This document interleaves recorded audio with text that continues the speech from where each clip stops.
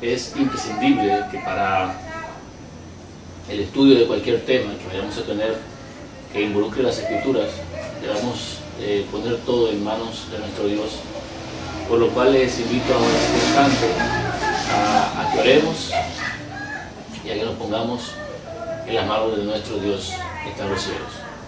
Oramos.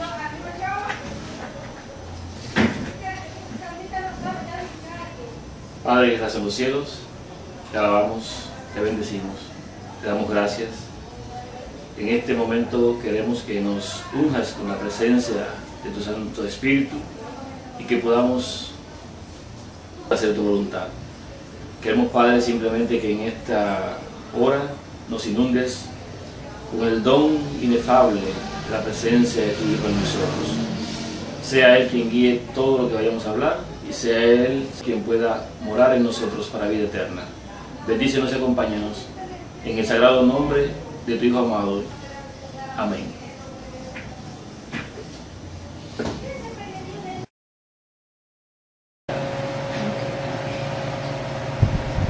El tema que vamos a tratar el día de hoy, que se titula Cronología del tiempo del fin, viene como una respuesta a un sinnúmero de interrogantes que en algún momento yo tuve. Y es que cuando nosotros entramos a la iglesia, en ningún momento se nos da una historia, una reseña de cómo surgió nuestra iglesia, cuáles han sido los años más importantes en el crecimiento de la iglesia, qué cumplimiento profético se dio cuando la iglesia se formó, ni la forma en la que la iglesia ha ido progresando, las cosas que han ido pasando a lo largo de su historia. Nosotros simplemente nos reunimos allí y escuchamos tema tras tema, o entregamos temas sin el conocimiento de nuestra historia. Mi pueblo fue destruido, y cuando él dice fue destruido, la razón por la que ocurre esa destrucción es justamente porque no tiene conocimiento, por falta de conocimiento. Y con esto quisiera iniciar justamente. Yo sé que es importante conocer nuestra historia. Y vamos a leer en Oseas 4:6, y allí dice: mi pueblo fue destruido porque le faltó conocimiento. Por cuanto desechaste el conocimiento, yo te echaré del sacerdocio. Y porque olvidaste la ley de tu Dios, también yo me olvidaré de tus hijos. En Eclesiastés 1, del 9 al 10 nos dice: ¿qué es lo que fue? Lo mismo que será. ¿Qué es lo que ha sido hecho?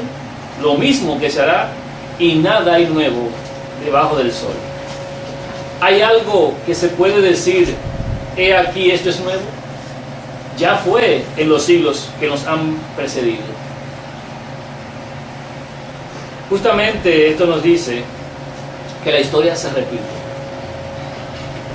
Y aquellos que olvidan su historia están condenados a repetirla. He procurado poner en oración cada uno de los puntos a tratar en este material que el Señor ha puesto en mis manos, para yo darlo a conocer. Y cada vez que pretendo iniciar con su publicación o su grabación, aparece una evidencia nueva, algo que debo incluir dentro del material, justamente para apuntalar los conceptos bíblicos e históricos que se van a presentar. Estos conceptos van a ser expuestos ahora a la luz de la historia y de las escrituras y de los escritos que se dejaron para nuestro conocimiento. Y esto para poder darle el entendimiento necesario a los que siguen al Cordero de Dios. Eclesiastés nos dice entonces que la historia se repite una y otra vez, y que si no la estudiamos tendremos el peligro de repetir los errores que debieron ser evitados a fin de alcanzar la vida eterna que nos ha sido prometida. En realidad no pretendo con este estudio ni marcar términos de profecía, ni marcar tiempos o fechas puntuales, no pretendo eso, Más bien el objetivo es dar a conocer, analizar y estudiar los acontecimientos que marcan la historia de nuestra redención. Eso marca la cercanía de nuestra redención en realidad. Y si conocemos esos tiempos, pues podremos saber dónde estamos. Para no extender este estudio, en realidad voy a acortar algunas cosas que son evidentes. Nos concentraremos en los momentos y años más relevantes de la historia de la Iglesia Adventista del séptimo día. Solamente en los puntos que tocan para nuestra salvación. Ahora, ¿cuándo inicia el tiempo del fin? ¿Cuándo inicia el tiempo del fin? ¿Sabe alguno de ustedes cuándo inicia el tiempo del fin? 1798. Es importante para cada uno de nosotros entonces comprender la fecha en la que da comienzo el periodo profético denominado el tiempo del fin. Según hemos podido estudiar en el libro de Daniel, este tiempo inicia, como bien han dicho, al finalizar la profecía más, prácticamente al finalizar la profecía más larga dada a un profeta, que son 2300 días. En realidad los 2300 tardes y mañanas se cumplieron en el 1844, pero en el año 1798 fue cuando culminaron los 1260 años que tendría el poder opresor sobre el pueblo santo. Y allí fue en el 1798 cuando se le dio el golpe o la herida mortal a la Iglesia Católica, a ese poder, y fue el pueblo prácticamente dejado libre. O sea, ya no iba a tener esa persecución al dársele ese golpe. Por lo tanto, entonces decimos que en el 1798 se toma como el inicio del tiempo del fin. En el año 1844 se forma la Iglesia Adventista del Séptimo Día. Allí se formó a partir del movimiento milerista adventista. Tengamos en cuenta entonces que la palabra iglesia no representa el nombre o una denominación, sino más bien que iglesia viene del griego ecclesia, que significa llamados. Por lo tanto, la iglesia son todos los que han sido llamados a formar parte del pueblo de Dios, y en el caso de la adventista significa que espera el advenimiento de nuestro Señor y del séptimo día, que cree que aún sigue vigente la ley en la cual se establece que el sábado es el día de reposo, y ese día no ha sido cambiado ni será cambiado. Nosotros entonces tenemos que comprender que si en el 1844 surge la iglesia y en el 1798 es el inicio del tiempo del fin, podemos calcular y ver que el Señor se tomó 46 años en dar forma a su iglesia del último tiempo, a la séptima iglesia, la iglesia que se convertiría en la Odisea, la iglesia de la Odisea. Ese mismo tiempo de 46 años fue lo que duró el templo de Jerusalén en ser construido, 46 años. La iglesia entonces, su formación se tomó del 1798 al 1844. Pero ¿qué ocurrió en el año 1844 en realidad?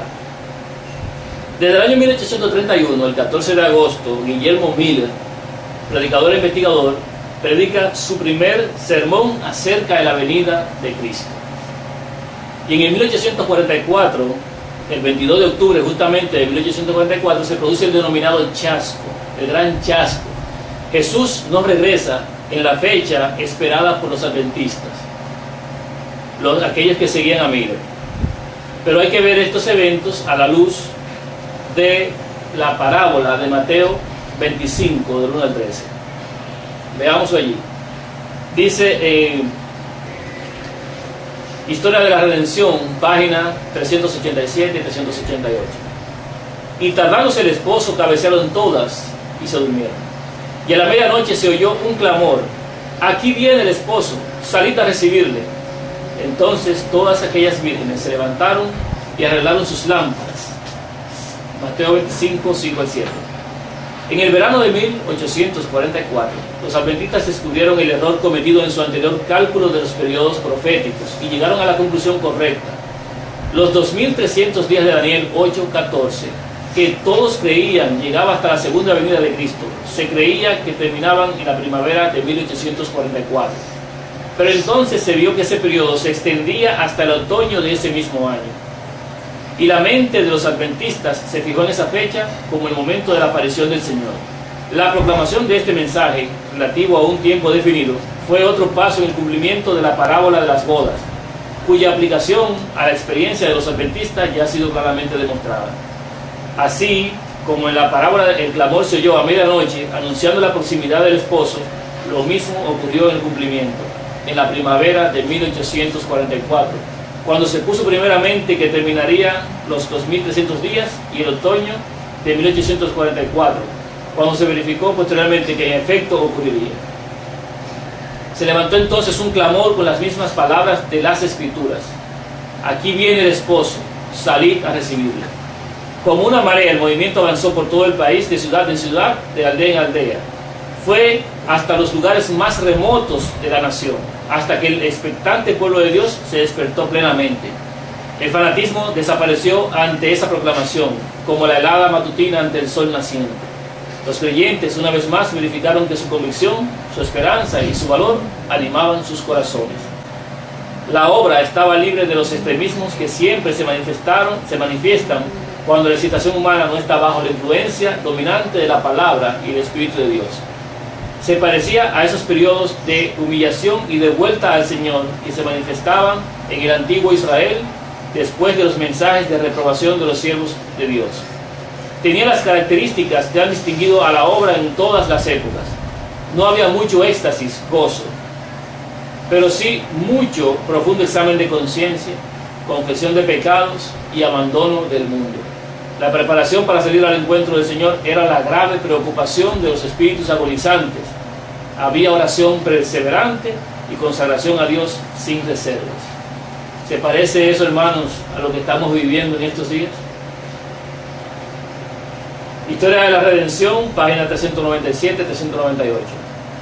Así los que siguieron la luz de la palabra profética vieron que en vez de venir a la tierra al término de los 2300 días, en 1844, Cristo había entrado en el lugar santísimo del santuario celestial, a la presencia de Dios, para realizar la obra final de expiación preparatoria para su venida. Cuando Cristo entró en el lugar santísimo del santuario celestial para realizar la obra final de expiación, encomendó a sus siervos el último mensaje de misericordia que habría de darse al mundo. Esa es la advertencia del tercer ángel de Apocalipsis 14. Inmediatamente después de esa proclamación, el profeta ve al Hijo del Hombre que viene en gloria para cegar la mies de la tierra. Tal como fue predicho en las Escrituras, el ministerio de Cristo en el lugar santísimo comenzó al final de los días proféticos en 1844. Y a ese momento se aplican las palabras del revelador. El templo de Dios fue abierto en el cielo y el arca de su pacto se veía en el templo. Apocalipsis 11, versículo 19. El arca del testamento de Dios está en el segundo compartimento del santuario. Cuando Cristo entró allí para oficiar en favor de los pecadores, el templo interior fue abierto y el arca de Dios quedó a la vista. La majestad y el poder de Dios fueron revelados a quienes por la fe contemplaban al Salvador mientras llevaba a cabo su obra de intercesión. Cuando la estela de su gloria llenaba el templo, una luz procedente del lugar santísimo se esparció sobre su pueblo que aguardaba en la tierra. Habían seguido por fe a su sumo sacerdote desde el lugar santo hasta el lugar santísimo y lo vieron invocar su sangre para suplicar ante el arca de Dios. Dentro de esa arca sagrada está la ley, que fue promulgada por el Señor mismo en los truenos del Sinaí y fue escrita con su propio dedo en tablas de piedra. Ni un solo mandamiento ha sido anulado, ni una jota, ni un tilde han sido cambiados. En resumen, en el año 1844 nuestro Redentor pasa del lugar santo al lugar santísimo. Una puerta se cierra y otra puerta se abre. El movimiento milerista, adventista milerista, culminó con un movimiento del séptimo mes, que enseñaba el ministerio sacerdotal de Cristo y que culminaría con la purificación de la tierra, estableciendo la venida de Cristo en en el 22 de octubre de 1844, coincidiendo con el Yom Kippur, con esta fiesta, un cumplimiento más de Cristo en la fecha correspondiente. Como Cristo no regresó en esa fecha, el episodio se llevó a conocer como el Gran Chasco. El pequeño grupo de mileristas creía que sus cálculos habían sido correctos, pero su comprensión de la purificación del santuario era equivocada. Ellos pensaban que se iba a purificar la tierra, y en realidad lo que se iba a purificar era el santuario celestial, el que estaba en los cielos. Y esto había dado inicio a lo que es el juicio investigador del mundo, un proceso a través del cual ocurre una examinación de los registros celestiales para determinar quiénes, a través del arrepentimiento de sus pecados y la fe en Cristo, están en condiciones de recibir los beneficios de la expiación, luego del cual Jesús regresará a la tierra. Al pasar el Señor al lugar santísimo, se inició el juicio por los muertos. Ahí da inicio el juicio por los muertos, pero también sin interrupción daría inicio al juicio por los vivos. Nosotros conocemos personas hoy que están cuestionando si este mensaje es verdadero, si la persona que está predicando este mensaje está hablando con la verdad, o están engañando a las familias, al mundo, al pueblo y a todo ser viviente. Me voy a permitir leer del libro La Gran Controversia, hacer una parte, La Gran Controversia, de la página 472, en algunas será la 448, depende la edición del material. Dice acá: pero decís vosotros, ¿una persona puede estar en el error y pensar que posee la verdad? ¿Qué hacer en tal caso? A lo que contestamos: el Espíritu y la palabra están de acuerdo. Si alguien se juzga a sí mismo por la palabra de Dios y encuentra armonía perfecta en toda la palabra, cuando dice en toda la palabra, es toda, no una parte de un versículo, sino toda, entonces debe creer que posee la verdad. Pero si encuentra que el Espíritu que le guía no armoniza con todo el contenido de la ley de Dios o su libro, ande entonces cuidadosamente para no ser apresado en la trampa del diablo. Esto fue impreso en The Advent Herald and Sign of the Times Report, del tomo 8, número 23, del 15 de enero de 1845. Pasemos al año 1872. En el año 1872 se publica la Declaración de Creencias, que fue escrita mayormente por Jaime White y parte por Urias Smith. Fue publicada en un folleto de 14 páginas titulado Una declaración de los principios fundamentales de los adventistas del séptimo día. Sus primeras 3 creencias expresaban lo siguiente. Número 1, que hay un solo Dios, un ser personal, espiritual, el creador de todas las cosas, omnipotente, omnisciente y eternal, infinito en sabiduría, santidad, justicia, bondad y verdad y misericordia, incambiable y presente en todas partes por su representante, el Espíritu Santo. Salmo 139:7.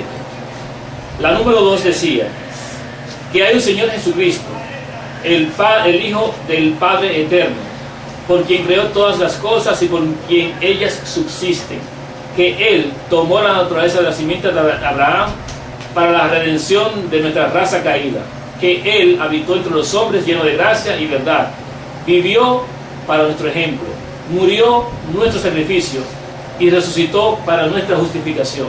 Él, Jesús, ascendió a lo alto para ser nuestro único mediador en el santuario celestial, donde con su propia sangre Él hace expiación por nuestros pecados, que la expiación que fue hecha en la cruz, ofrecida como ofrenda para el sacrificio, es la última porción de su obra como sacerdote, de acuerdo al ejemplo del sacerdocio levítico, la cual prefiguraba el ministerio de nuestro Señor en el cielo. Vea Levítico 16, Hebreos 8, 4, 5, 9, versículos 6, 7, etc. En tercer lugar, decía que las Santas Escrituras, del Nuevo y del Antiguo y Nuevo Testamento fueron dadas por la inspiración de Dios, contienen su completa revelación para el hombre y son la única regla infalible de fe y práctica. Ahí voy a hacer una aclaración, y es que la creencia número 2, que hablaba del Señor Jesucristo, no aceptaba a Cristo como un ser divino. Eso era lo que ellos creían, esa creencia en 1872. En el año 1874 se publica por primera vez la Declaración de Creencias en la revista Signs of the Times. Ahí se publicó por primera vez. En el 1882 surge un evento importante, y es que allí la sierva del Señor ve una amenaza de que soplarían los vientos. Ella escribe: se acerca el tiempo en que no podemos vender a ningún precio. Pronto se promulgará el decreto que prohibirá a los hombres comprar o vender si no tienen la marca de la bestia. Hace poco esto estuvo a punto de ocurrir en California, pero fue solo una amenaza de que soplarían los 4 vientos. Hasta el momento, estos son retenidos por los 4 ángeles. No estamos enteramente listos. Hay una obra que debe hacerse todavía. Y entonces se les ordenará a los ángeles que los suelten para que los 4 vientos puedan soplar sobre la tierra. Eso está en el tomo 5 de Testimonios, página 152, y fue de 1882. El evento de los últimos días también lo registra en la página 152. Estos vientos representan la declaración de la ley dominical en los Estados Unidos.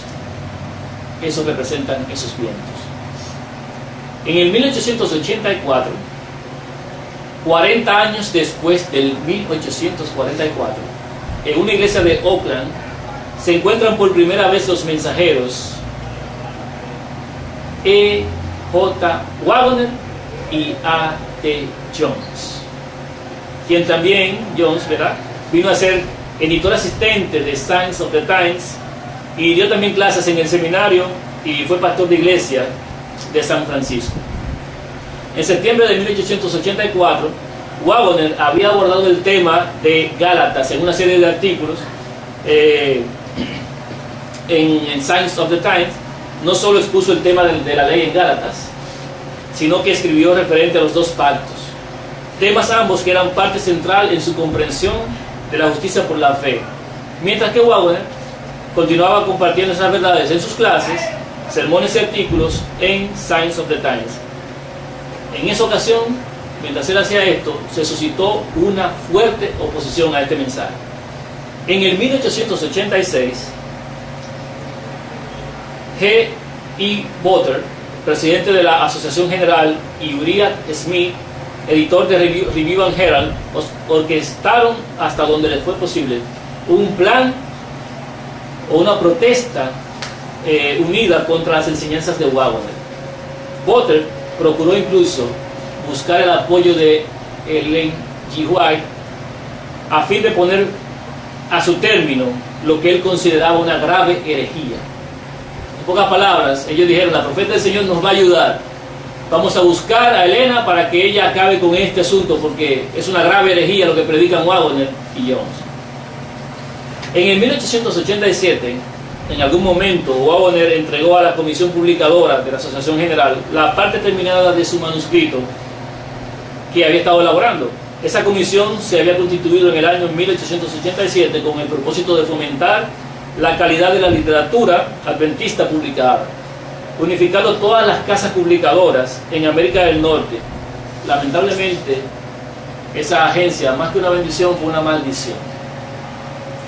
Y sobre esa comisión, Elena White escribió en Mensajes Selectos, página 148, del 26 de octubre de 1896, ella escribió lo siguiente: el comité publicador ha estado siguiendo las huellas de Roma. Cuando se recopiló el material del profesor Prescott y fue rehusada su publicación, me dije: esta comisión necesita el poder convertidor de Dios en sus propios corazones, a fin de que puedan comprender su deber. No se conocen a sí mismos. Sus ideas no debieran controlar las de otros. Por la luz que el Señor me ha dado referente a los componentes de la comisión publicadora, no saben lo que debieran condenar o aprobar. No conocen la obra de Dios. No son hombres como esos los que debieran influir en la mente de la heredad de Dios. el Espíritu Santo ha de hacer su obra. Es debido a su separación de Dios que los hombres han comprendido equivocadamente y han dejado de comprender el hecho de que no debieran regir a sus semejantes. No les toca a ellos condenar o controlar las producciones de aquellos a quienes Dios está empleando como portadores de la luz al mundo. Por su curso de acción han estrechado de tal forma su campo de mira que están lejos de poder ser jueces adecuados. Deben caer sobre la roca, Jesucristo, y ser quebrantados. Amén. Eso habló de esa comisión. Pasemos al año 1888. ¿Qué sucedió en el 1888? 43 años y medio después del clamor de medianoche. En este año en particular ocurrió algo extremadamente importante para nuestra salvación, por lo cual vamos a verlo un poquito más detenidamente. En las décadas de 1870 y 1880, muchos adventistas habían perdido totalmente de vista a Jesús. Con referencia a los ministros, en 1879, Ellen White dijo: muchos de los que les presentan la verdad están desprovistos de la verdadera piedad. Pueden tener una teoría de la verdad, pero no están completamente convertidos. Sus corazones son carnales, no permanecen en Cristo, ni Él en ellos. Es el deber de todo ministro presentar la teoría de la verdad, pero no debiera descansar habiendo hecho solo eso. Una conexión vital con el principal de los pastores hará que los subpastores sean representantes vivientes de Cristo, realmente una luz para el mundo. Eso está en Testimonio, tomo 4, página 315. El Congreso de la Asociación General de 1888 fue convocado en Minneapolis el día 17 de octubre. Se programó una asamblea ministerial de una semana de duración para precederlo. Se invitó, en calidad de invitados justamente, a dos hombres jóvenes, A.T. Jones, de 38 años, y E.J. Waggoner, de 33, coeditores de la revista Signs of the Times, Señales de los Tiempos, para representar o presentar una serie de sermones en estas reuniones. Ambos habían desarrollado algunos definidos puntos de vista teológicos. Algunos de estos diferían de los vigentes entre los adventistas de ese tiempo. El punto más destacado era su fascinación con Cristo como única justicia del pecador arrepentido. Habían sido introducidos a este tema en su asociación con el pastor Waggoner, padre, un pionero adventista en el tema de la expiación y la justificación por la fe. A través de su estudio de Gálatas, Romanos y Hebreos, tanto Jones como Waggoner se habían encendido con la estimulante belleza y el encanto de Jesús. Reconocían la urgente necesidad de una mejor comprensión de la experiencia de la justificación por la fe en la iglesia adventista. El concepto de justificación por la fe que tenía Jones y Waggoner involucraba el término de la ley en la epístola de los Gálatas. Ellos creían que se refería al decálogo y no a la ley ceremonial. Un punto muy importante que contradecía la creencia de ese tiempo. Siempre pensaron que era la ley ceremonial, porque la idea común entre los adventistas de ese tiempo era de la justificación por la fe. En la iglesia adventista era que se refería a la ley ceremonial. Urias Smith, uno de los principales opositores, no el principal, reconociendo a la iglesia como intérprete profético, primero había animado a Jones en su investigación histórica, pero cuando Jones llegó a su conclusión que difería de la suya, le negó el apoyo y se le retiró. O sea, si no va de acuerdo conmigo, no me interesa lo que has investigado. No se registraron en la ocasión de 1888 los sermones, ni las prédicas, ni las palabras de Jones, ni las de Waggoner. No hubo registro de eso. Y en las sesiones del Congreso de la Asociación General no se tomaron esos apuntes, ni tampoco algunos de los de Elena White no se tomaron en cuenta. Pero podemos recoger la esencia de lo que se trató allí en los mensajes escritos por Waggoner y por Jones y por la sierva del Señor, cuando él presenta sus temas. El principal orador de esa ocasión fue Waggoner, con su tema de la justicia, de Cristo y su justicia. Uno de sus libros, publicado poco después del Congreso, fue el que se titula Christ and His Righteousness, Cristo y su justicia, y en él expone lo que quiso decir o transmitir en sus presentaciones.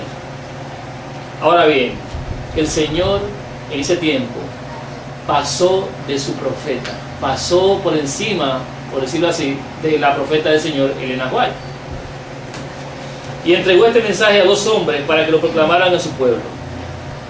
La humildad reflejada en un verdadero profeta de Dios se manifestó entonces sobre Elena White, quien aceptó y abrazó el mensaje con fuerte celo, ya que entendió que estos 2 hombres portaban las credenciales divinas. Hay más de 1800 páginas escritas por Elena White a propósito de 1888, y ningún otro evento, a ningún otro ella dedicó tanto escrito. Es bueno entonces que veamos lo que la profeta de Dios dice acerca de Waggoner y Jones y el mensaje predicado por ellos. Leemos Manuscrito 2 de 1890 de Ellen G. White, 1888 Materials, páginas 608 y 609. Cuando Cristo vino a los judíos con todo el poder de la majestad, manifestando toda su gracia en prodigiosas curaciones y en el poderoso derramamiento de su espíritu, no estarían dispuestos a reconocerlo. ¿Por qué? Porque reinaban allí los mismos prejuicios que habían morado en sus corazones, y los más poderosos milagros que hiciera no tendrían efecto alguno en sus corazones. Si nos situamos en una posición en la que no vamos a reconocer la luz que Dios envía o su mensaje para nosotros, estamos en peligro de pecar contra el Espíritu Santo. ¿Cómo podemos ir en procura de encontrar alguna pequeña cosa que se haya hecho, que nos permita colgar allí alguna de nuestras dudas y empezar a cuestionar? El asunto es, ¿ha enviado Dios la verdad? ¿Ha suscitado Dios a esos hombres para proclamar la verdad? Digo, sí. Dios ha enviado a hombres para proporcionar la verdad que no habríamos tenido si Dios no hubiese enviado a alguien para que nos la trajese. Dios me ha permitido tener una luz en cuanto a lo que es su Espíritu Santo. Por lo tanto, lo acepto. Y no me atreveré más a levantar mi mano contra esas personas, puesto que sería contra Jesucristo mismo, quien debe ser reconocido en sus mensajeros. Amén. Os pido ahora que seáis cuidadosos en cuanto a la posición que tomáis cada uno de vosotros. Si os rodeáis de nubes de incredulidad debido a que veis imperfecciones, veis una palabra o un pequeño asunto, quizá, que puede ocurrir, y los juzgáis de acuerdo con ello, debéis ver lo que Dios está haciendo con ellos y ver si Dios está obrando con ellos. Y entonces tenéis que reconocer el Espíritu de Dios que se revela en ellos. Si elegís resistirlo, estaréis actuando exactamente como lo hicieron los judíos. Esta cita me gusta porque ella dice allí que el Señor le permitió conocer lo que es el Espíritu Santo. Y ahí mismo ella declara, si levanto mi mano contra esos mensajeros, sería contra Jesucristo mismo. Leemos también de Ellen G. White, 1808 Materials, dice en la página 1814, 1815, el Señor ha suscitado a los hermanos Jones y Waggoner para que proclamen un mensaje al mundo a fin de preparar a un pueblo. ¿Para qué? Dice ella aquí, para que resista en pie en el día del Señor. Amén. El mundo está sufriendo por necesidad de luz adicional que venga a ellos sobre las Escrituras. Proclamación adicional de los principios de pureza, humildad y fe y la justicia de Cristo. Ese es el poder de Dios para salvación a todo aquel que cree. Amén. Amén. Escribió en Review and Herald, 18 de marzo de 1890. Este mensaje, tal como ha sido presentado, debe ir a toda iglesia que pretenda creer la verdad. Queremos ver quién ha presentado al mundo las credenciales divinas. Amén. Elena White no dijo que este mensaje, tal como lo presentaré yo después que Waggoner y Jones hayan desaparecido. Elena White no dijo eso. Ella dijo, tal como ha sido presentado. Y debe ir a toda iglesia. Y yo me pregunto a los hermanos que están aquí, ¿ha ido a su iglesia? Nunca he escuchado mensajes de ¿Han escuchado mensajes de Waggoner y Jones? Nunca.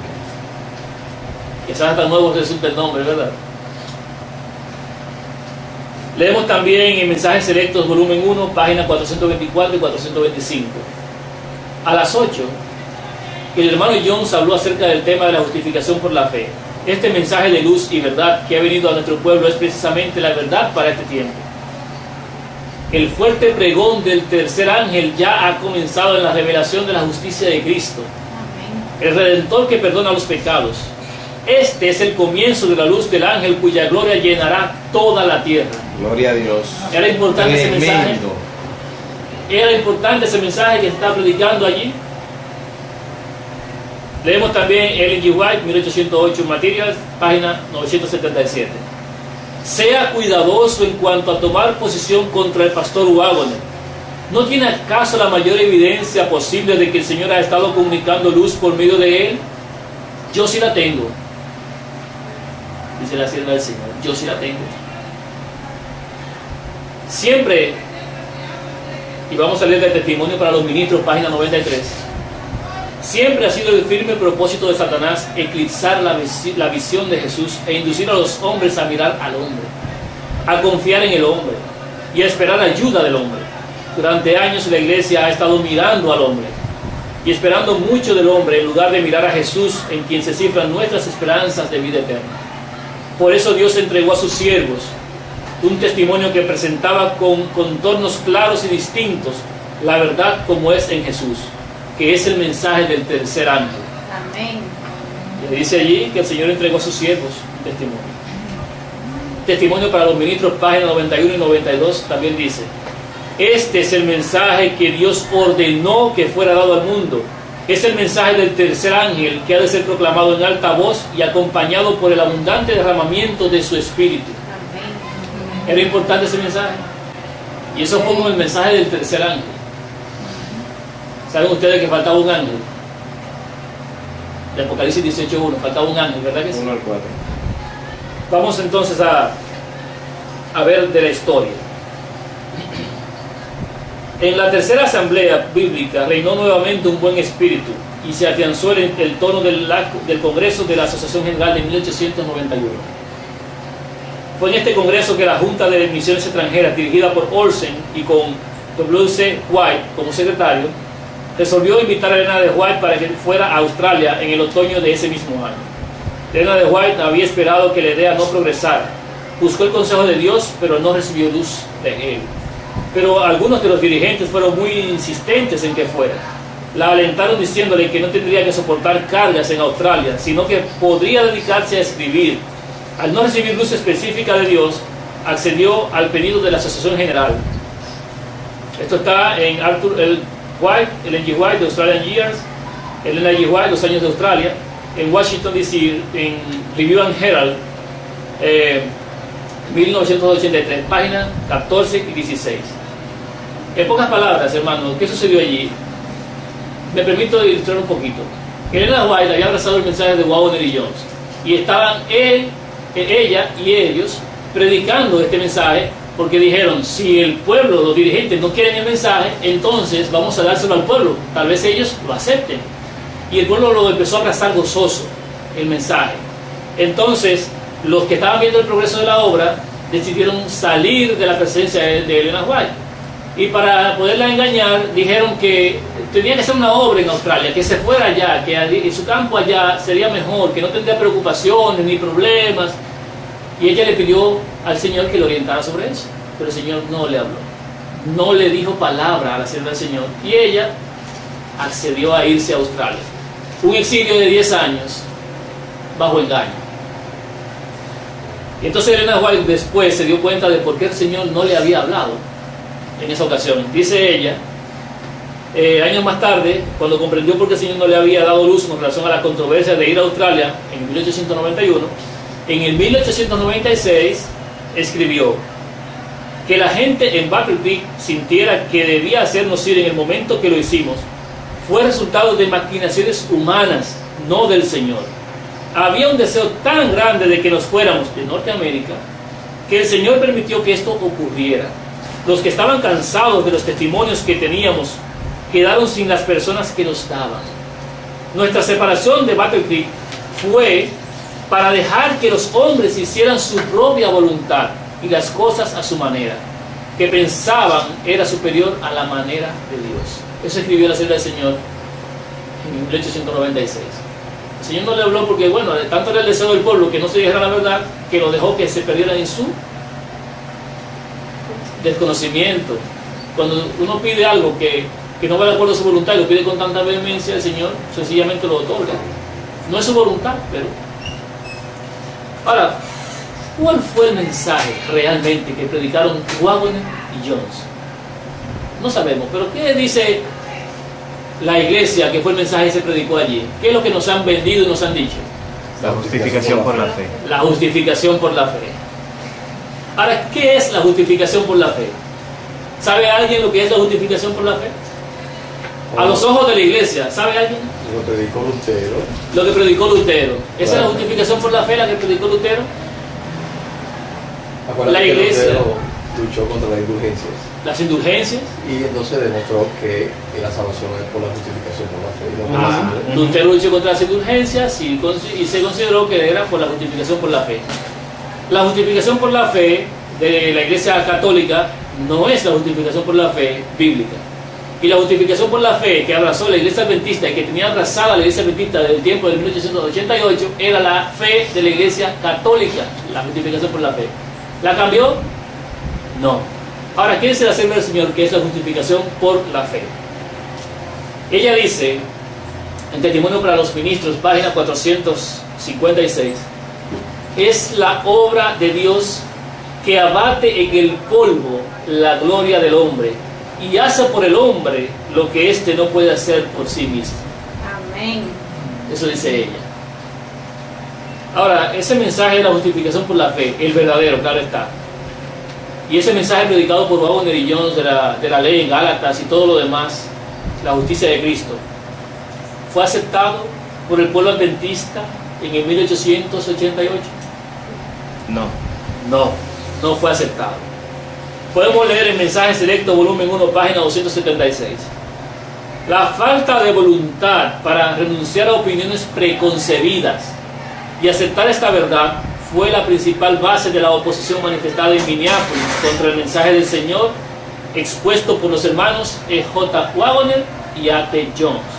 Suscitando esa oposición, Satanás tuvo éxito en impedir que fluyera hacia nuestros hermanos en gran medida el poder especial del Espíritu Santo que Dios anhelaba impartirles.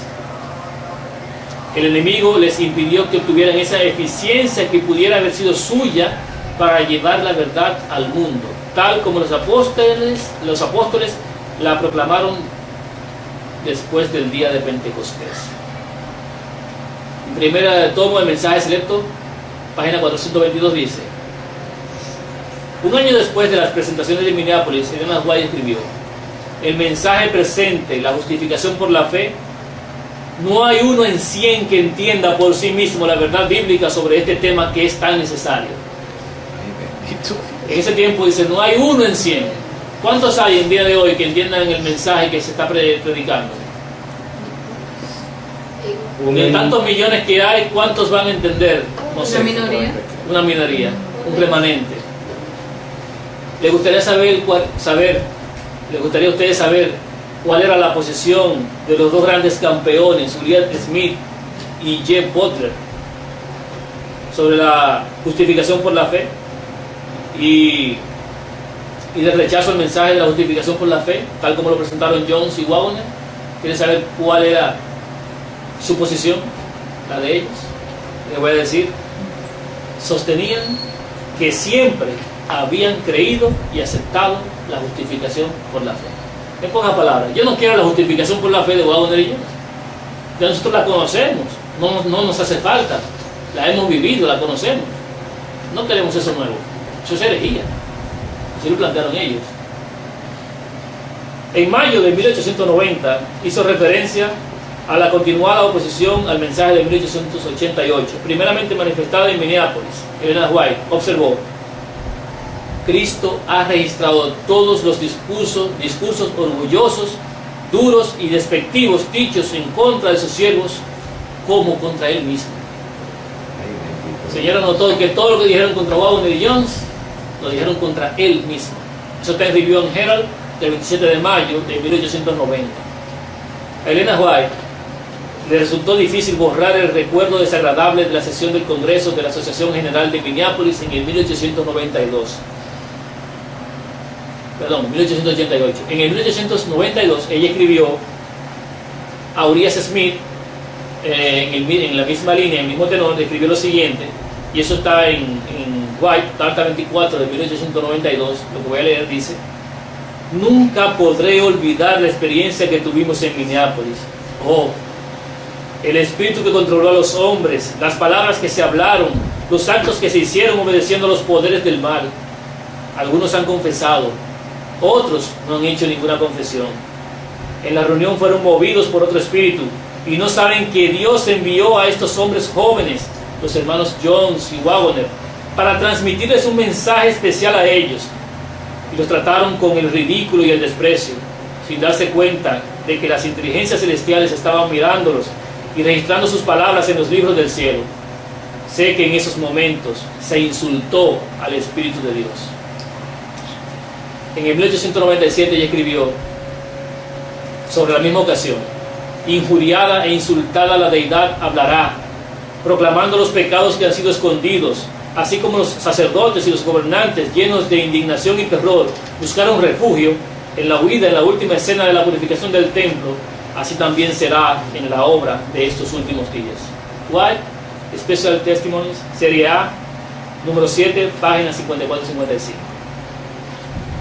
Ella también escribió: ¿cómo pueden nuestros ministros llegar a ser representantes de Cristo cuando sienten autosuficiencia, cuando por espíritu y actitud dicen: yo soy rico y me he enriquecido, de ninguna cosa tengo necesidad? Desde la reunión de Minneapolis he visto el estado de la iglesia de la Odisea como nunca antes. He escuchado el reproche de Dios a quienes se sienten tan satisfechos que no conocen su destitución espiritual. Como los judíos, muchos han cerrado sus ojos para no ver, pero al cerrar los ojos a la luz encierra un gran peligro ahora, y el apartarse de Cristo sin sentir necesidad de nada, como la que existía cuando estuvo en la tierra. Todos que reciben su necesidad de arrepentimiento para con Dios y fe en nuestro Señor Jesucristo tendrán contrición de alma y se arrepentirán de su resistencia al Espíritu del Señor. Confesarán su pecado de rechazar la luz de que el cielo les ha enviado bondadosamente y abandonarán el pecado que ha apesadumbrado e insultado al Espíritu del Señor. Review and Herald, 26 de agosto de 1890, escribió eso. Ya en 1892, Elena White había advertido que muchos que no estaban bajo el control del Espíritu Santo, sino que andaban a la luz de la chispa de su propio fuego, considerarían la separación de Jones, de Waggoner, de la iglesia y de sus enseñanzas como una evidencia de que el mensaje de 1888, dado por Dios, había sido un error. Ella había escrito: yo sé que esta es precisamente la posición que muchos tomarían si a cualquiera de ellos cayera. Se escribió en White, carta 24, 1892, en Olson, página 119. El alejamiento de la iglesia de Jones y Waggoner en los años 1902 y 1904 proveyó a muchos de una excusa para volver al estado espiritual que había existido dentro de la iglesia antes del Congreso de Minneapolis. Entonces Jones y Waggoner se apartaron de las iglesias, tuvieron que retirarse, no podían seguir predicando, tuvieron que salir, y su salida se fue tomada en cuenta como que ellos no eran mensajeros del Señor y que el mensaje que habían predicado era falso. Sin embargo, la sierva del Señor dice: aunque ellos den la espalda, aunque ellos se echen hacia atrás, el mensaje es verdadero. Amén. Podemos cada uno de nosotros, cualquiera de nosotros, dar retrocesos a lo que ha conocido, pero eso no significa que el mensaje no es verdadero. Este mensaje es con nosotros o sin nosotros. porque es un mensaje directamente del cielo y tiene las credenciales divinas. Amén. En resumen, en ese tiempo el Señor levanta a 2 hombres como un mensaje para su pueblo. Los líderes ofrecen oposición debido a que no deseaban cambiar sus ideas preconcebidas, ni deseaban cambiar sus declaraciones o hitos establecidos como creencias fundamentales. Ellen G. White, en vez de contrariar a estos mensajeros, los defiende y abraza el mensaje. Por tal razón, Ellen G. White es exiliada bajo engaño a Australia. Lo mismo hicieron con Wagner. Los mensajeros también son separados y sus escritos no son publicados ni tomados en cuenta. En lugar de la verdad predicada por Wagner y Jones, la asociación publica su propia versión de la justificación por la fe. La teoría tergiversada y maniada por Roma de lo que era la justificación por la fe fue lo que ellos publicaron en los materiales de la iglesia. Y entonces todo es sepultado en el error y la falsedad. En realidad, en ese tiempo, la Sierva del Señor también explica que ellos no tenían que cambiar su doctrina. No debían cambiar la doctrina. Interesante, ¿verdad? No había que cambiarla. Solo debían ampliar la luz que ya habían recibido anteriormente. Pero la obstinación, el orgullo fariseo que poseían estas personas les impidió recibir la luz que emanaba directamente del cielo y quedaron ciegos y a expensas de los poderes del mal. Solo debían declarar la divinidad del Hijo de Dios y registrar la obra que efectuaba el Espíritu Santo. Solamente tenían que hacer eso. No quisieron reconocer que Cristo era divino, porque la concepción de ellos, Él no lo era, según su segunda creencia. Cristo mismo en el ser humano. Solamente tenían que decir que era Cristo mismo en el ser humano, convirtiéndose en la esperanza de gloria para el pecador arrepentido. Pero Satanás siempre se ha opuesto a rendirle honor o a que se le rinda honor al amado Hijo del Altísimo. Mucho puede decirse sobre lo que ocurrió entonces en el 1888, pero la intención no es detallar cada instante vivido por los protagonistas de esta fecha. Sin embargo, lo pueden estudiar en los materiales de 1888. Hay una página en internet que se llama www.1888libros.com o libros1888.com. Más bien el propósito es resaltar entonces el mensaje predicado por Wagner y Jones. Eso es lo que tenemos que ver, porque es lo que no conocemos. ¿Qué fue realmente lo que ocasionó el rechazo al mensaje y a los mensajeros? ¿Qué fue lo que no aceptaron los pioneros en su mayoría? ¿Cuál fue la apostasía reinante en el 1888 y en esos días? Leamos algunas citas de A.T. Jones y de E.J. Wagner, y si nosotros o alguno ha visto los materiales que se están publicando, están publicados en la página. Eso lo vamos a leer de E.J. Wagner, Cristo y su justicia, página 5. Escribió Wagner: el verbo existía en el principio. La mente del hombre no puede abarcar las edades que están comprendidas en esa expresión. No le es dado al ser humano el saber cuándo o cómo llegó a ser el Hijo unigénito. Pero sabemos que era el Verbo divino, no únicamente antes de que viniera este mundo a morir, sino incluso antes de que el mundo fuera creado. Momentos antes de su crucifixión oró: ahora, Padre, glorifícame a tu lado con la gloria que tuve junto a ti antes que el mundo fuera creado. Juan 17:5. Y más de 700 años antes de su primer advenimiento, su venida fue predicha por la palabra inspirada. Pero tú, Belén, Efrata, pequeña entre los millares de Judá, de ti saldrá el que será Señor en Israel. Sus orígenes son desde el principio, desde los días de la eternidad. Miqueas 5:2. Sabemos que Cristo de Dios ha salido y ha venido. Juan 8:42. Pero fue tan atrás en las edades de la eternidad como para estar más allá del alcance de la mente del hombre. E.J. Wagner, Cristo y su justicia, página 5. ¿Creía este hombre que Jesús era divino? Sí. ¿Creían los pioneros que Jesús era divino? No. Los pioneros rechazaron eso, por lo menos su gran mayoría. Ellen G. White lo abrazó.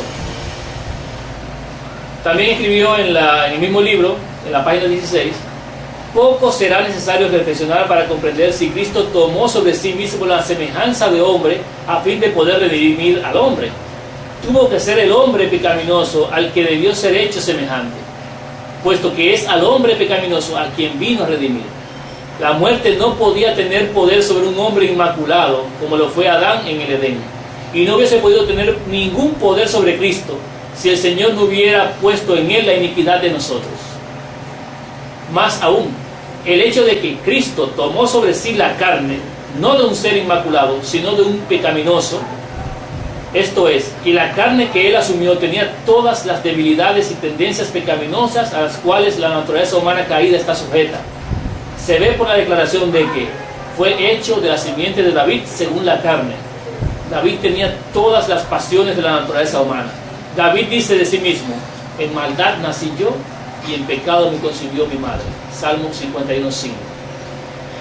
Decía Waggoner entonces que la carne que tomó fue la de pecado, no como predican hoy, que Jesús era antes un ser, como le llamaban ser, un ser humano, mejor dicho, sin pecado en la carne.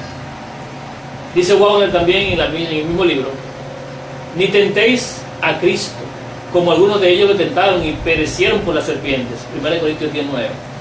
¿Qué prueba esto? Que Cristo era el dirigente contra quien estaban murmurando.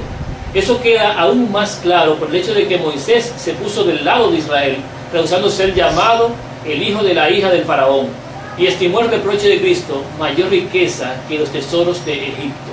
Hebreo 11:26. Lee también 1 Corintios 10:4, donde Pablo dice que los padres todos bebieron la misma bebida espiritual, porque bebían de la roca espiritual que los seguía, y la roca era Cristo. Amén. Así pues, Cristo era el dirigente de Israel desde Egipto. ¿Hemos visto esta misma declaración recientemente? ¿La hemos visto en algún material reciente? Bueno, pues Waggoner la había ya predicado en 1888. Dice: en efecto, el hecho de que Cristo sea parte de la divinidad, poseyendo todos los atributos de ella, igual al Padre a todo respecto como creador y legislador, es la razón básica del poder de la expiación. Solamente así es posible la redención. Cristo murió para llevarnos a Dios, 1 Pedro 3:18. Pero si le hubiera faltado un ápice para ser igual a Dios, no nos hubiera podido traer a Dios. La divinidad significa la posesión de los atributos de la deidad. Si Cristo no hubiese sido divino, entonces habríamos tenido solamente un sacrificio humano. Poco importa que se conceda que Cristo fuese la más grande inteligencia creada en el universo. En ese caso hubiera sido meramente un ser en obligación de lealtad a la ley, sin posibilidad de mayor virtud que la de cumplir su propio deber. No habría podido tener justicia para impartir a otros. Hay una distancia infinita entre el más exaltado ángel que jamás haya sido creado y Dios. Por lo tanto, el ángel más exaltado que quepa imaginar no podía levantar al hombre caído y hacerlo partícipe de la naturaleza divina. Los ángeles pueden ministrar, pero solo Dios puede redimir.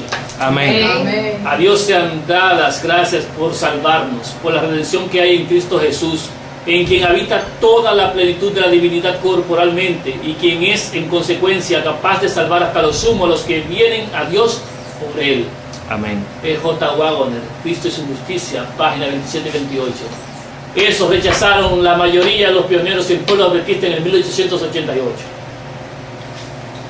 Él también habla sobre lo que es la transliteración de que injusticia es igual a pecado según 1 Juan 5:7. Transgresión de la ley es igual a pecado, y hace la igualdad. De acuerdo con el axioma, dice, de que dos cosas que son iguales a una tercera son iguales entre sí, concluimos entonces que si la injusticia es igual a pecado y la transgresión de la ley es igual a pecado, entonces la injusticia es transgresión de la ley. Y se enuncia de la misma igualdad en términos positivos. En términos positivos, resulta que la justicia es obediencia a la ley. Lo presentó también Waggoner en Cristo y su justicia, página 29 y 30. El Señor me mostró al sumo sacerdote Josué, que estaba de pie ante el ángel del Eterno, y Satanás estaba a su derecha para acusarlo. Dijo el Eterno a Satanás: el Señor te reprenda, oh Satanás, el Señor que ha elegido a Jerusalén te reprenda. ¿No es este un tizón arrebatado del incendio? Josué estaba ante el ángel vestido de ropa sucia. El ángel mandó a los que estaban ante él quitarle esa ropa sucia. Entonces dijo a Josué: mira que he quitado tu pecado de ti y te vestí de ropa de gala. Después dijo: pongan mitra limpia sobre su cabeza. Y pusieron una mitra limpia sobre su cabeza y lo vistieron de ropa limpia, mientras el ángel del Eterno estaba presente. Obsérvese que el serle quitadas las vestiduras viles significa hacer pasar la iniquidad de la persona, y vemos así que cuando Cristo nos cubre con el manto de su propia justicia, no provee un cubridero para el pecado, sino que quita el pecado. El J. Wagner, Cristo su justicia, página 41. Hemos visto eso nosotros, ese material, pero estas mismas cosas ya las presentaba antes Wagner y Jones. Predicaba que Cristo era divino, y si no era divino no podía darnos redención.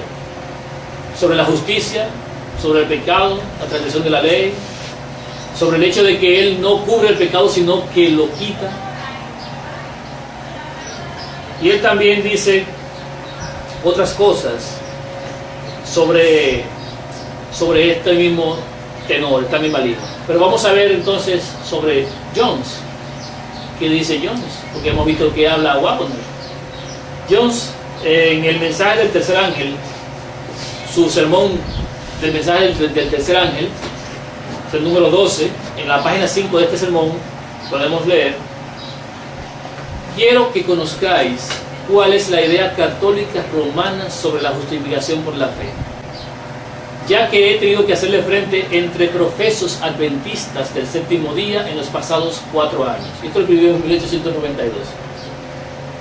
Esas cosas, esas mismas expresiones que contiene el libro católico que os traigo acerca de la justificación por la fe y de cómo obtenerla, son las mismas expresiones que profesos adventistas del séptimo día me han manifestado como siendo justificación por la fe.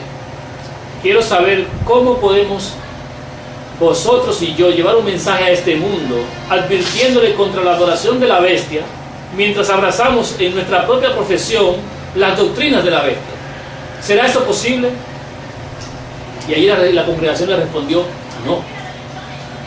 Así llamo esta noche vuestra atención a fin de que podáis verlo tal cual es, y de ese modo, viendo de qué se trata, viendo que es papal, que es de la bestia, lo desechéis totalmente, incluso si no estáis preparados para creer en la justificación por la fe, incluso aunque no podáis verla, tal como sucede a algunos, de la forma en que Dios la da. Si queda demostrado que es papal, espero que aquellos que la han sostenido o expresado de algún modo estén dispuestos a desecharla. ¿Se ha demostrado hoy en día entre nosotros que la Trinidad es papal? Sí. Muy papal. Una de las cosas que tenía Jones es que era directo hacia la iglesia. Él declaraba los pecados de la iglesia directamente, no tenía temor para hacerlo. Y él dice: los adventistas han abrazado la justificación por la fe católico-romana. Y esa fe, esa justificación permanece porque no adoptaron la que se les estaba dando mediante Jones. No la aceptaron. Entonces, demostramos que es papal. Antes de 1888. Bueno, vamos a leer algunos poquitos más de Jones primero. Dice él en Mensaje del Tercer Ángel, número 12, página 7, dice: ¿seremos protestantes o católicos? Esa es la pregunta. La congregación le responde, ¿verdad? Protestantes. Proclamaremos el mensaje del tercer ángel que advierte contra la adoración de la bestia y su imagen.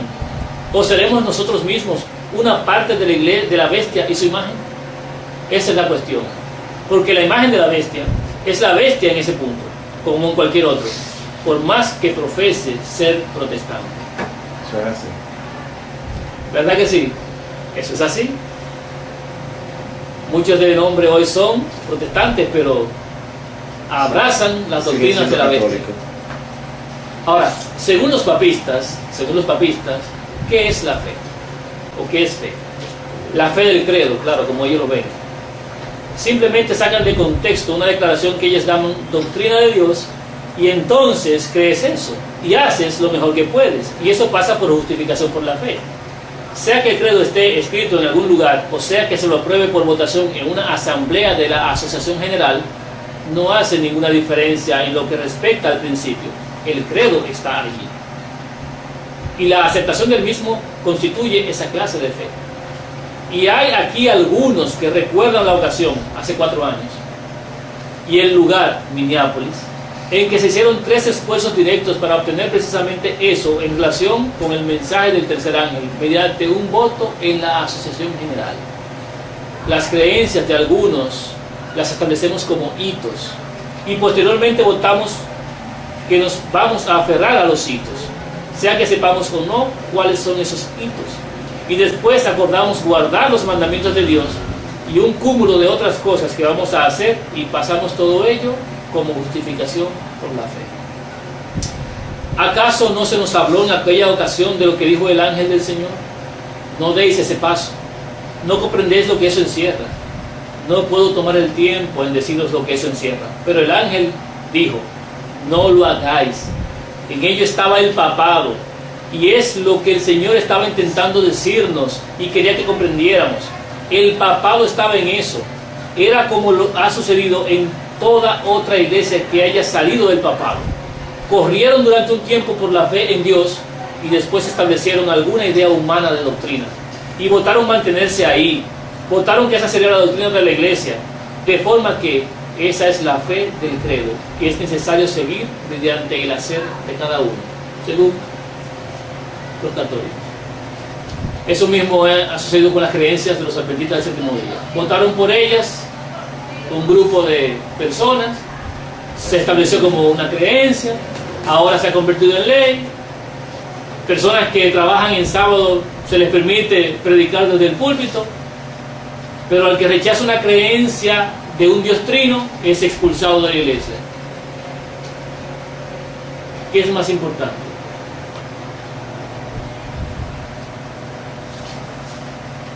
Dice, continúa diciendo, quitará Cristo, dice, quitará esa mente papal de nosotros, ese espíritu endurecido, para poner en su lugar la mente divina, tierna y amante de Jesucristo, que no quiere credo porque tiene a Cristo mismo. ¿Acaso no dijeron los malos espíritus a Jesús que Él era el Cristo? Sí. El diablo, Satanás y sus huestes creen en la existencia y poder de Dios, en que su palabra es verdadera y en que Jesús es el Mesías, el Cristo, el Hijo de Dios. Satanás y sus huestes creen todo lo anterior, pero eso no es fe. ¿Cuánto poder hay en su creencia como para obrar el bien en sus vidas? Absolutamente ninguno. No tienen fe. Pero esa es precisamente la fe católica. ¿No es así?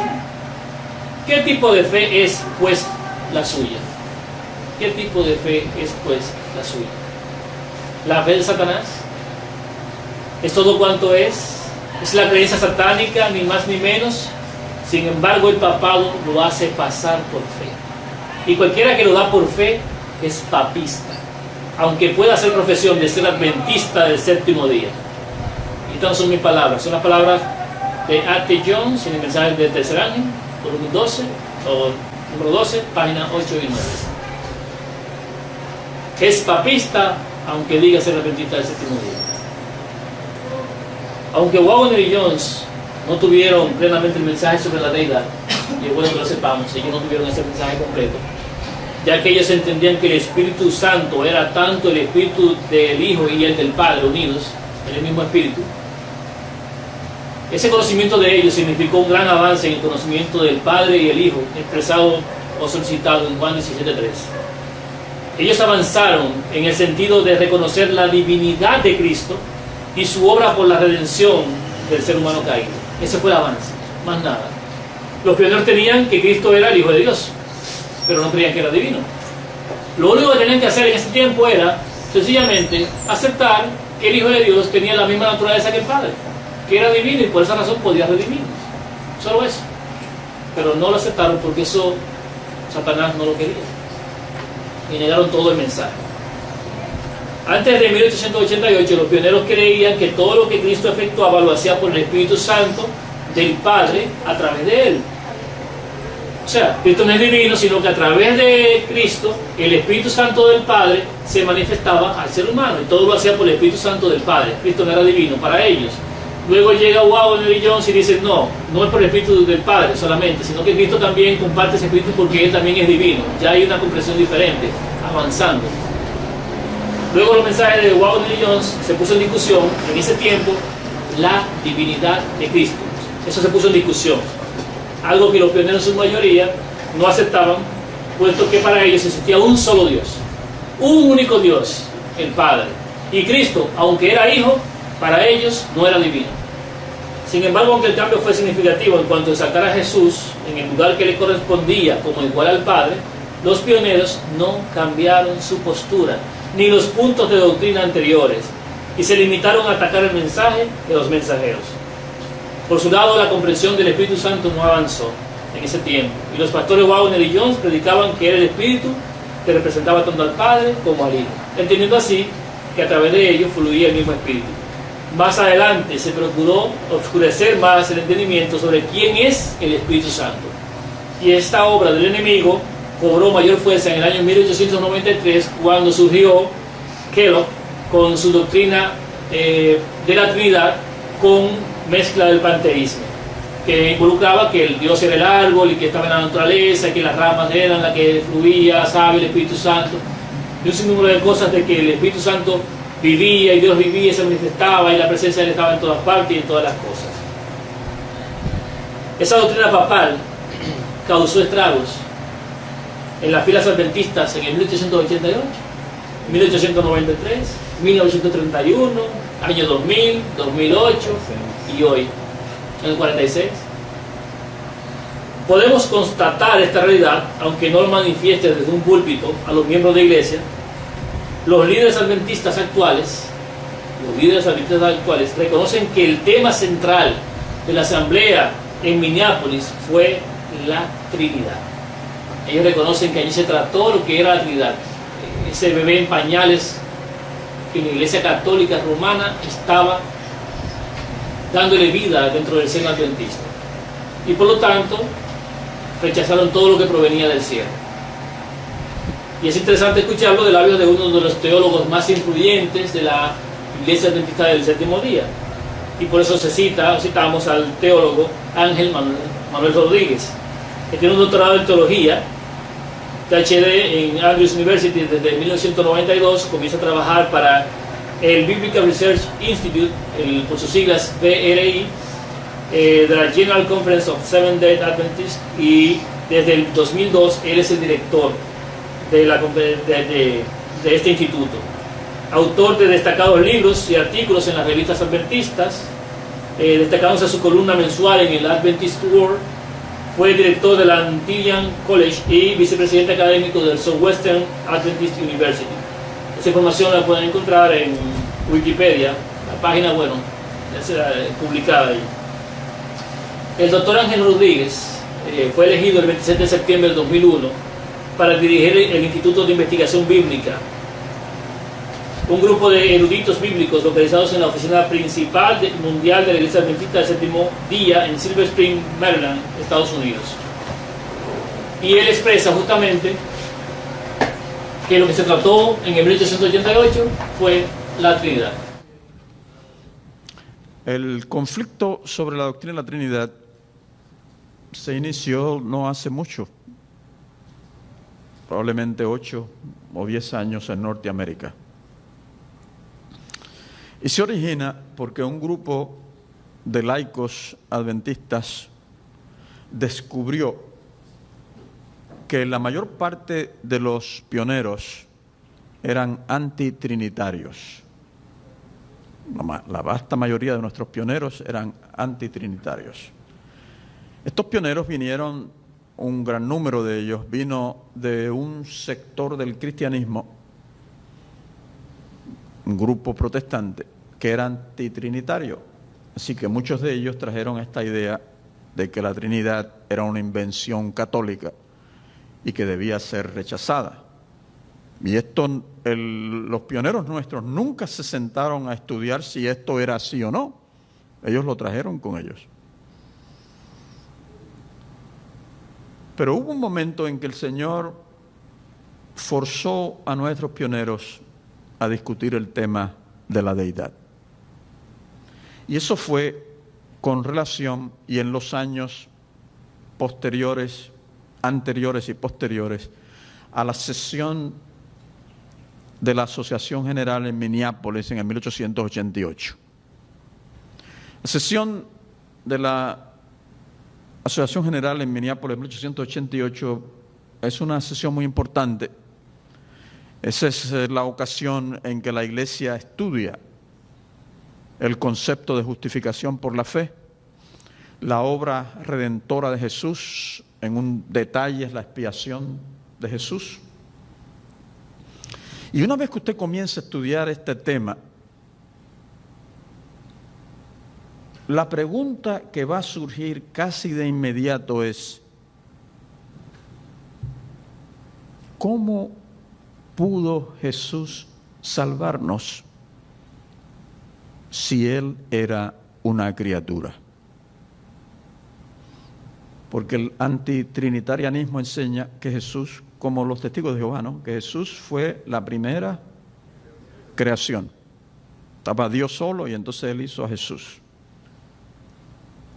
De manera que la vida de Jesús es una vida derivada de Dios, como la suya y la mía, derivada. Pero cuando usted comienza a estudiar la doctrina de la expiación, cómo Dios salva al ser humano, usted tiene que contestar la pregunta: ¿cómo Jesús, si era una criatura, podría salvarnos, darnos vida a nosotros? Y eso lo tuvieron que confrontar nuestros pioneros. Y comenzaron a darse cuenta que estaban equivocados al describir a Jesús como una criatura. ¿Por qué? Porque una criatura no puede darle vida eterna a otra criatura. Es sencillamente imposible. Entonces usted tiene Jesús en el Evangelio de Juan. Jesús es la vida. No es que Él tiene vida, es que Él es la vida. Y como Él es vida, Él puede dar su vida para que nosotros tengamos vida eterna. O sea, la Iglesia, los pioneros se vieron forzados a concluir que estamos equivocados. Jesús es divino, de la misma naturaleza con el Padre. Y a partir de 1888, la Iglesia se embarca en una serie de estudios acerca de la Trinidad. Y el Señor, por medio de los escritos de la señora White, comienza a hablarle a la Iglesia y a testificar acerca de la deidad de Jesús y de que Jesús tenía vida en sí mismo, no derivada. Esto es nuevo en el adventismo en esa época. Esto no es lo que los adventistas enseñaban. Pero allí están ellos estudiando la Biblia, encontrándolo en la Biblia, y entonces el Señor, por medio del Espíritu de Profecía, les está diciendo: esto es así. Le preguntamos al doctor Ángel Manuel Rodríguez: ¿cuándo se incorporó la Trinidad en las creencias adventistas? ¿Cuándo fue que se incluyó esa doctrina en la Iglesia? Y el debate continuó, y alrededor de los 1930-40, esta enseñanza se establece firmemente en la Iglesia adventista, cuando las creencias fundamentales se están reescribiendo en el 1980, durante la sesión de la Asociación General, se introduce una enseñanza sobre la Trinidad. ¿Es esta doctrina la misma que profesan los católicos? Nuestra doctrina de la Trinidad no es la doctrina católica.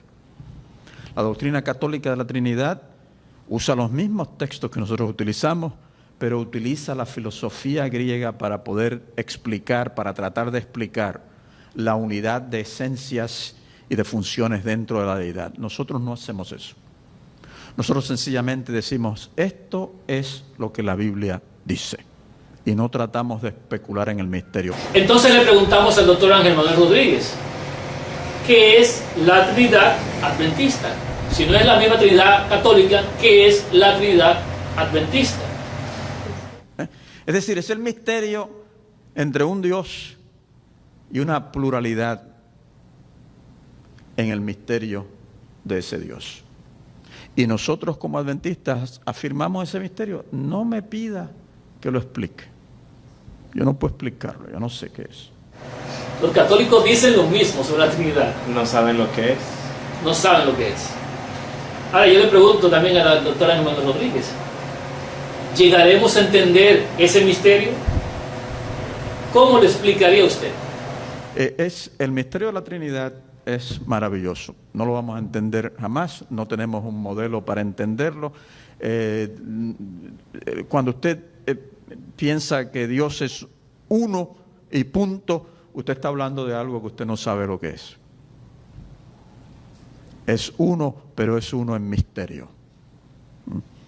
Él sería como, si nosotros, quizás le suene fuerte si yo digo esto, pero cuando insistimos en que punto es uno y se acabó, es como si estuviésemos diciendo es unicelular,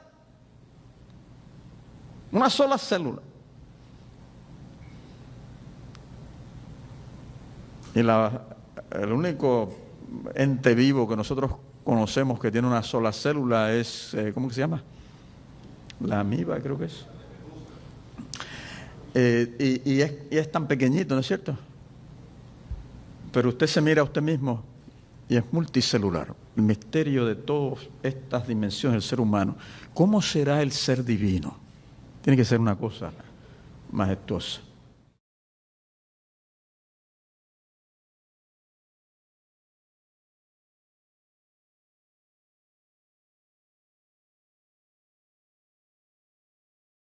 Si conocer a Dios en la Trinidad adventista, como la Trinidad católica, que es la misma, es un misterio que nunca, jamás entenderemos. Nunca vamos a conocer a Dios, porque es un misterio. ¿Quién se podrá salvar? Ya que nadie cumplirá con el requisito rígido, establecido, indispensable, expresado en Juan 17:3. Y esta es la vida eterna, que te conozcan a ti, el único Dios verdadero, y a Jesucristo a quien has enviado. Amén. ¿Cómo se va a salvar un ser humano si es jamás cuando lo vamos a entender y a conocer? ¿Me entiendo? Bueno, todos los que sigan creyendo eso, miren a ver cómo se salvan. Les ruego que procuren conocer. Amén. Porque ese misterio ha sido revelado. Gloria a El Dios. misterio que ha estado oculto en los siglos antes ha sido revelado a nosotros hoy. Amén. Amén. Y ese misterio es Cristo en vosotros, Cristo en vosotros, La esperanza de amén. Amén. Gloria a Dios. Ahora, pasemos ya de ese año y vamos al 1889, ya mucho más corto ahora. En el 1889 se incorpora la declaración de creencias en los yearbooks, en los anuarios. Esto va desde 1889 hasta el 1914, de forma ininterrumpida. Estas creencias que se publicaron permanecieron igual que las que se sacaron inicialmente en el 1872 por el U.S. Smith y contenían justamente lo mismo. No se creía todavía que Jesús era divino. Los pioneros, la iglesia, no cambió sus doctrinas, aunque el Señor mandó un mensaje diciendo: mi hijo es igual que yo, mi hijo es divino. Siguieron igual. Pero el de White no siguió igual, por eso fue exiliado. Fruto de las divergencias que sucedieron en ese tiempo, sabemos que Elena White fue exiliada bajo engaño, fue enviada a Australia por la Asociación General, para que no siguiera creciendo el mensaje, porque tenía un poder tremendo dentro del pueblo. En el 1904, pasando ahora a 1904, Elena White hace referencia a que los pilares levantados en los últimos 50 años no deben ser removidos.